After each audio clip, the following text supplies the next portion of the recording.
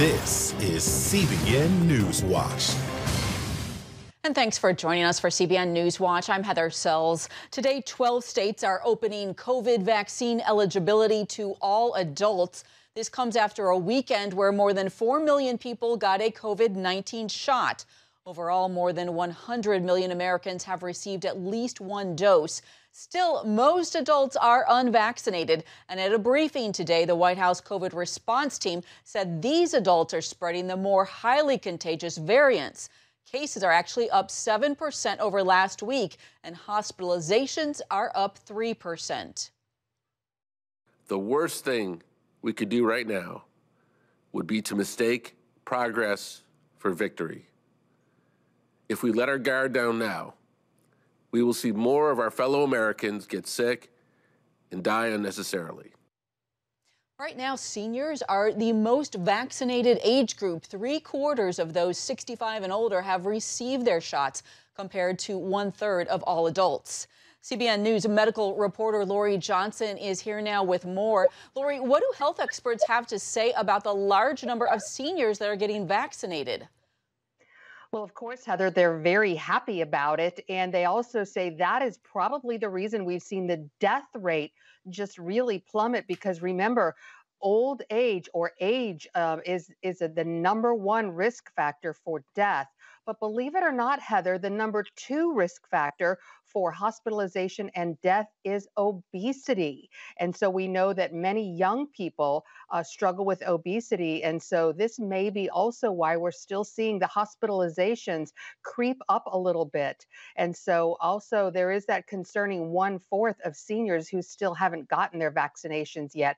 But again, a very good scenario overall, and more people being vaccinated every day. That record number of vaccinations, 4 million people in just one day this past Saturday. That is a lot, especially the day before Easter on a holiday weekend. Lori, what do we know right now about how long the vaccine lasts? Well, Heather, the most recent data is that we know it lasts at least 6 months, and that's all the data we have. So the scientists have been looking at how people have been doing since being vaccinated, and we know that many people haven't been vaccinated longer than 6 months. And so it remains to be seen whether it lasts longer than 6 months. We certainly hope so. But if it doesn't, that would not be so rare. We know that the flu vaccine, for example, only lasts 6 months, and we have to get a new flu shot every year. That might be the way it is with the coronavirus vaccine, although some other vaccines last a lifetime. And as we know, this coronavirus is unlike anything we've ever seen before. So we're just going to have to wait and follow the science. All right. Speaking of the science, we have seen the CDC give out some confusing information about those who are vaccinated, what they can and cannot do. What is the latest? Well, the latest is that people who have been fully vaccinated, that means that it's been 2 weeks since your last shot, or in the case of the Johnson & Johnson vaccine, 2 weeks since your one and only shot. At that point, you're fully vaccinated. And the big question has been, can you travel? The newest information is that you can travel safely to yourself. And that's key because it's known that people who have been vaccinated are relatively safe. And the big question has been, can vaccinated people transmit it to other people? The CDC Director Rochelle Walensky said last week that no, they have new information that suggests that people who have been vaccinated cannot transmit it to other people, but someone else with the CDC. And Dr. Anthony Fauci said, hold on for a second, we don't know that for sure. There is a study going on right now. It will be finished in about 4.5 months that will tell us definitively. Wow, Lori, that's tricky when the CDC is coming and going on information. All right, thank you for your information. We appreciate it. Sure. Well, President Biden's plan to rebuild America's roads and bridges is getting criticism from actually both parties. Republicans say it has too much spending not related to infrastructure, and Democrats say it does not go far enough. Dale Hurd reports. The White House may call it an infrastructure bill, but to Republicans, it's a goodie bag of left-wing spending.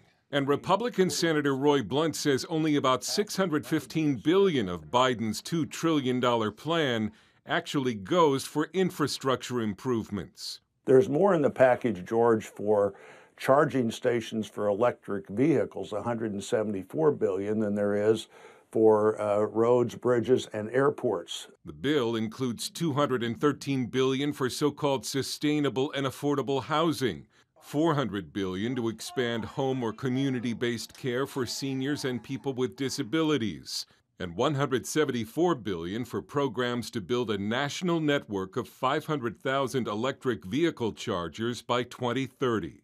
We're going to have auto workers, union auto workers, I hope, making cars one way or the other. Why not have them leading the revolution into electric vehicles, which, by the way, there is a very hot competition for? In addition to the wasteful spending is the means to pay for it. A hike in the corporate income tax from 21% to 28%, and an increase in taxes on companies' foreign earnings. Corporations, we all know, have not been paying their fair share. But after Donald Trump pushed American companies to return their factories to the U.S., Republicans are worried the tax hike will encourage corporations to leave again, taking jobs with them. We go back to the first or second highest corporate tax in the world, which works to our disadvantage. Senate Minority Leader Mitch McConnell says the last thing the economy needs right now is a big whopping tax increase on all of the productive sectors of the U.S. economy. Dale Hurd, CBN News. The Supreme Court has dismissed a case involving former President Trump's efforts to block critics from his personal Twitter account. The court said there was nothing left to the case after Twitter permanently suspended Trump and he left office. Justice Clarence Thomas wrote about the decision, warning of, quote, unprecedented amounts of speech available through digital platforms. He added, also unprecedented, however, is the concentrated control of so much speech in the hands of a few private parties. We will soon have no choice but to address how our legal doctrines apply to highly concentrated, privately owned information infrastructures such as digital platforms. Well, NBA legend and sports commentator Charles Barkley is weighing in on the backlash over Georgia's new voting law. This after Major League Baseball pulled its All-Star game out of Atlanta over it. Much of the reporting and talk about it has been misinformation regarding it. Barkley says especially by politicians with something to gain. Man, I think most white people and black people are great people. I really believe that in my heart. But I think our system is set up where our politicians, whether they're Republicans or Democrats, are designed to make us not like each other so they can keep their grasp of money and power. Democrats are calling the law restrictive against minorities, and President Biden called it Jim Crow on steroids. Even the Washington Post fact-checkers are calling out the party for getting the facts wrong. In reality, the law expands early voting access in most counties. It expands weekend voting to 2 Saturdays and potentially 2 Sundays. It codifies drop-off balloting, which was a temporary measure for the 2020 elections. It also prohibits outside groups from handing out food and water to voters within 150 feet of a polling place, but allows water stations where voters can serve themselves. The law also requires a valid photo ID to request an absentee ballot. The Washington Post fact-checker actually gave President Biden its worst rating for Pinocchios for claiming that the bill ends voting early so working people can't vote. The outcry by organizations like Major League Baseball and even beverage giant Coca-Cola was based on inaccurate information like the claims of the president. We are joined now by Hans von Spakovsky, Senior Legal Fellow at the Heritage Foundation. Hans, thanks for joining us. Sure thing. So, complicated issue here. You say that the Georgia voter ID bill is very similar to the Help America Vote Act, which President Biden supported, as well as other Democratic senators. If that is so, then how do you make sense of the bitter debate right now? Well, because it's based on false claims being made by critics like Joe Biden. And I think part of it, sometimes this is very intentional, because I think it's a way of trying to undergird support for the passage of H.R. 1. That's the bill that's currently in Congress. It passed the House and it's now in the Senate, which would lead to complete federal takeover of the election process. Democrats are especially concerned about absentee ballots in Georgia, that voters will have less time to request them, and that there's strict new ID requirements for them. What's your take on that? Well, that's just false.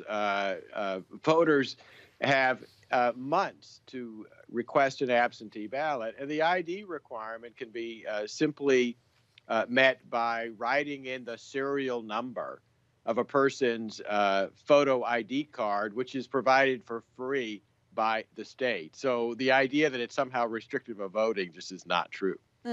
Democrats are also saying they're concerned that this bill gives the Republican-controlled legislature more power over the state election board and county election officials.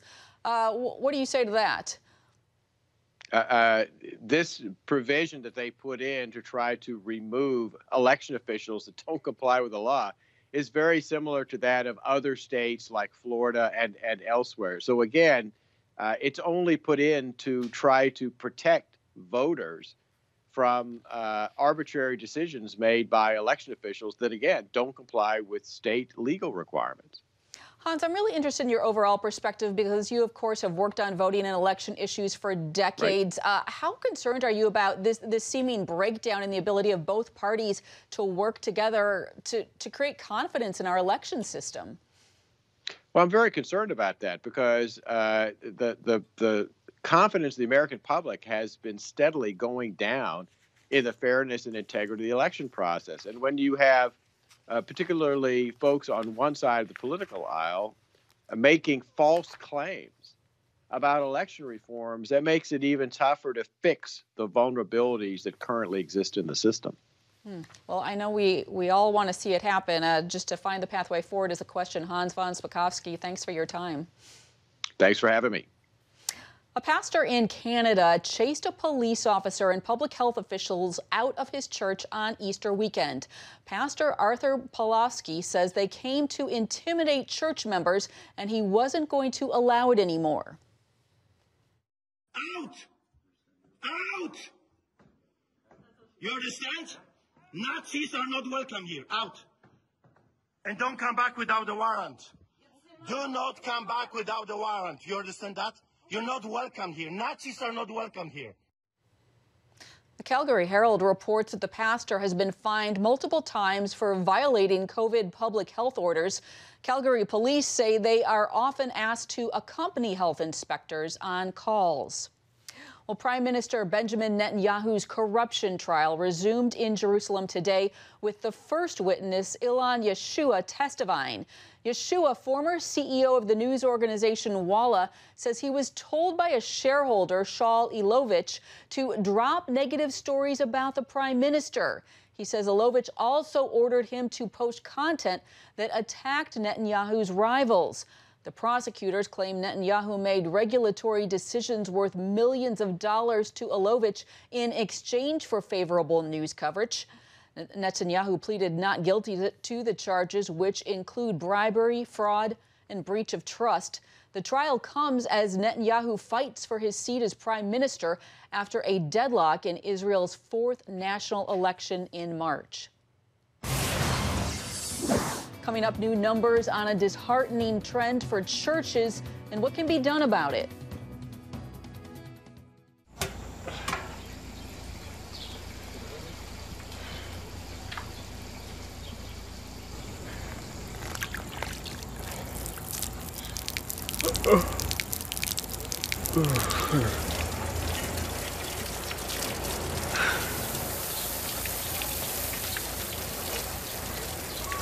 Life is better with a good night's sleep. Get your free DVD or booklet of Protect Your Sleep as the world watches from the outside. It's a big diplomatic tug-of-war here in the Middle East. Go inside the story with Jerusalem Dateline. Israeli archaeologists are talking about a discovery that could change the thinking about the Temple Mount. Join CBN Jerusalem Bureau Chief Chris Mitchell and get the biblical perspective on the events shaping the world. What starts in Israel then ends up going to other places. Watch Jerusalem Dateline Friday night at 8:30 on the CBN News Channel. Life. It's meant to be lived fully. Jesus said it. I came to give you life, life to the fullest. Life in your family. Life in your finances. Life in your body, mind, and spirit. Life in your everyday.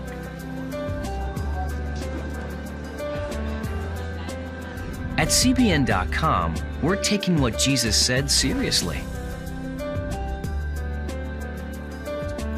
We're here to help you discover life. Life. Live it fully. CBN.com.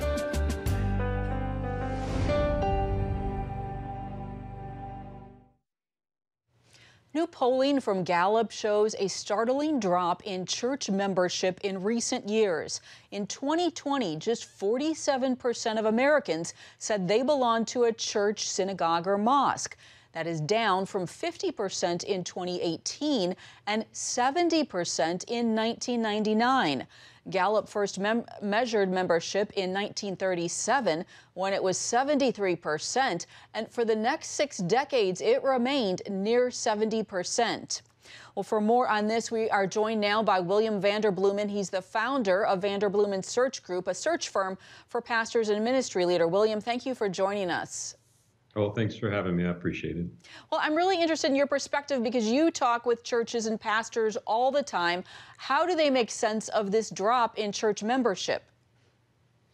Oh, I think that Gallup, while it's a very respected statistical firm, it loves to throw out numbers that cause a little bit of panic, and this is that case. We work with churches all over North America, all over the world, but in the United States, very few churches actually count membership rolls anymore. They look at different ways of measuring engagement.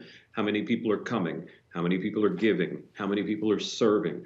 Those numbers are not showing the same decline that this drop in membership reports by Gallup. Okay, well, let me ask you this then. Why are they not counting membership anymore? Why do they feel that counting attendance or these other metrics is smarter for them?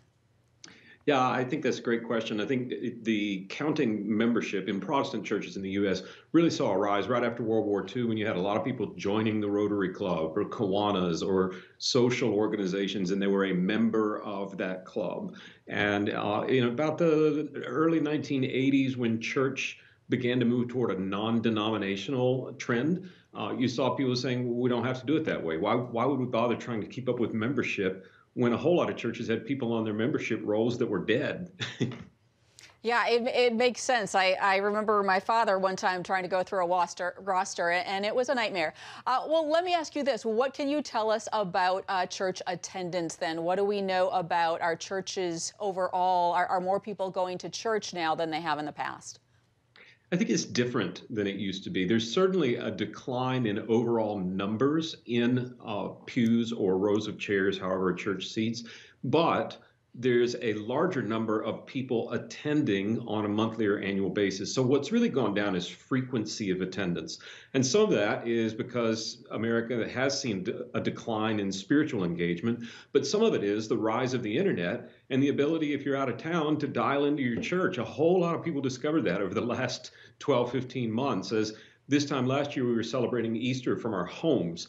So you see people coming to church. There are just as many people coming to church, but they're coming in person less frequently than before. And some of that's probably here to stay. So the churches that can understand how online engagement is going to work to help keep people involved are really going to be the ones that come out ahead in the long run. Really uncharted territory ahead. William Vanderbloemen, thanks for your time. Thank you. Thousands of black mothers form a new movement in support of the police. Find out more next. On October 1st, 1961, history was made when a tiny station began transmitting the first signals of the Christian Broadcasting Network. CBN, the Christian Broadcasting Network. And now, a new era has begun with the all-new CBN News Channel. Just moments ago, the Iron Dome intercepted an incoming rocket right on the Gaza border. And ministering in this area, spiritual warfare is definitely involved. A 24/7 news network, bringing you the news you want from a source you can trust. In Kenya, 40% of the medical services are actually provided by these Christian hospitals. Let's talk about the economy. Believers here are joining together to win people to Jesus Christ. All your favorite shows now in one place. Go to CBNNewsChannel.com to find out how to get the CBN News Channel on your TV all day, every day. CBN News.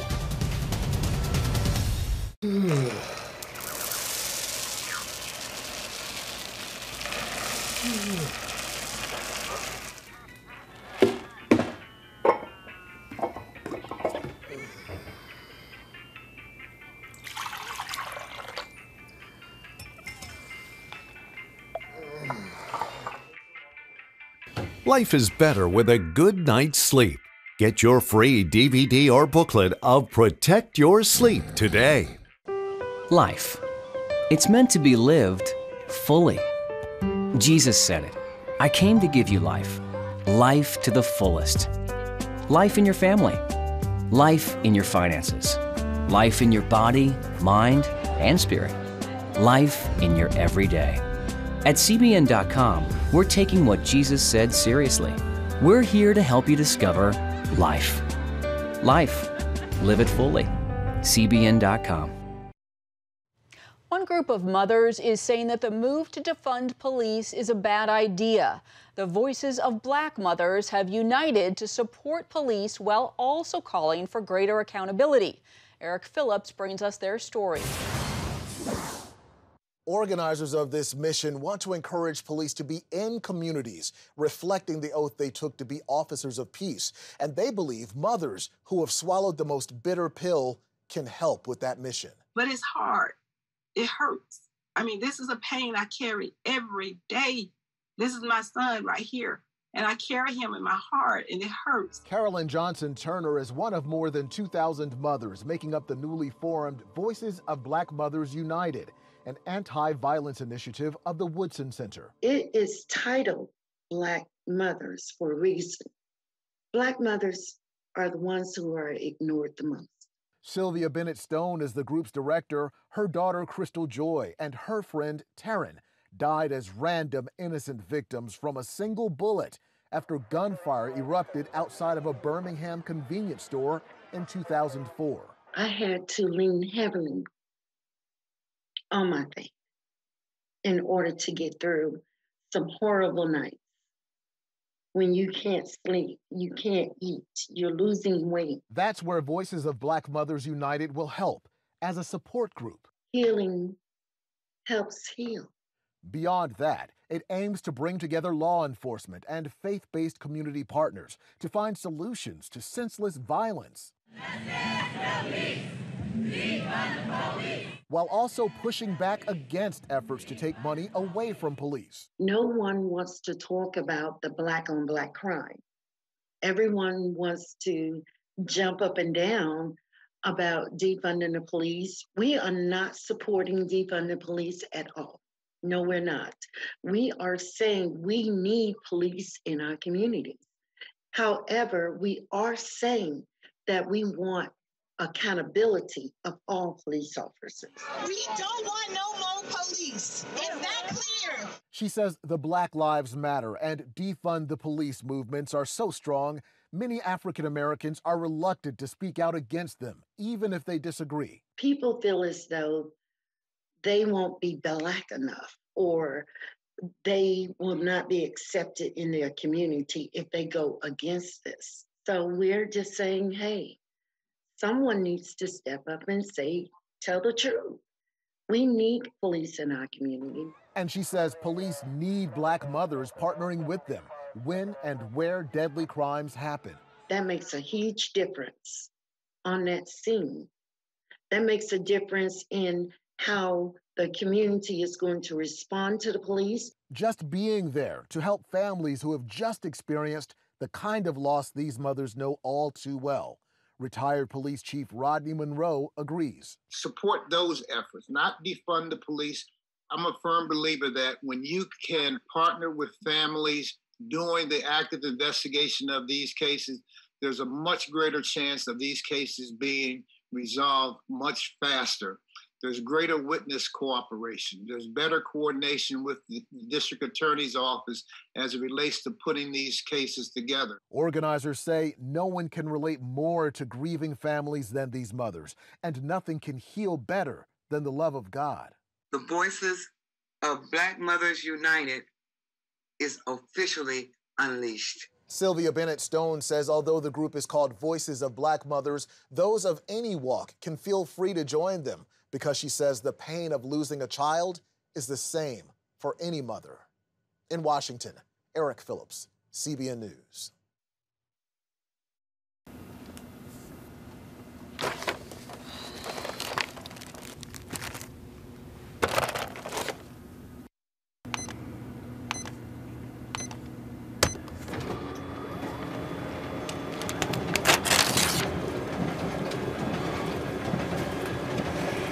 Life is better with a good night's sleep.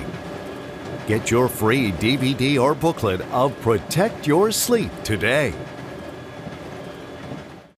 I'm Ephraim Graham, and this is Studio 5. Cruise with me as I discover the good things happening in the world of music, sports, television, and movies. The fact that Ryan Coogler was going to be directing the film, I knew that something special was going to happen.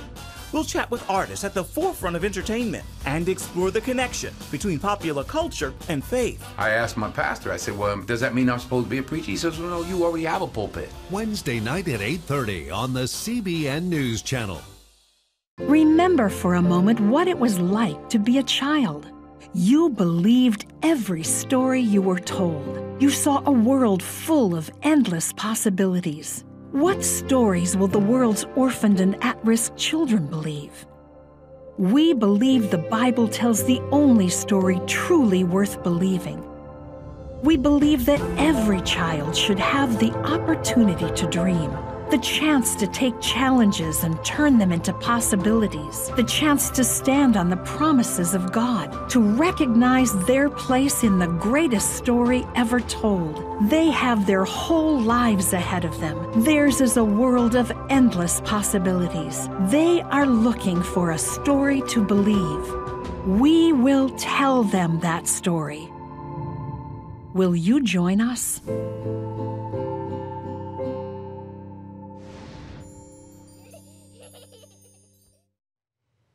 Since 1973, the Academy Award-winning and 7th highest-grossing film of all time, The Ten Commandments, has aired over Easter weekend on ABC. The original version opened with director Cecil DeMille saying his intent was not to create a story, but to be worthy of the story divinely created 3,000 years ago. Are men the property of the state, or are they free souls under God? This same battle continues throughout the world today. The film also features the most expensive special effect ever made. It was for the parting of the Red Sea. Crews built a huge pool filled with 360,000 gallons of water to recreate the miraculous event. And that is it for this edition of CBN News Watch. We hope you have a great day.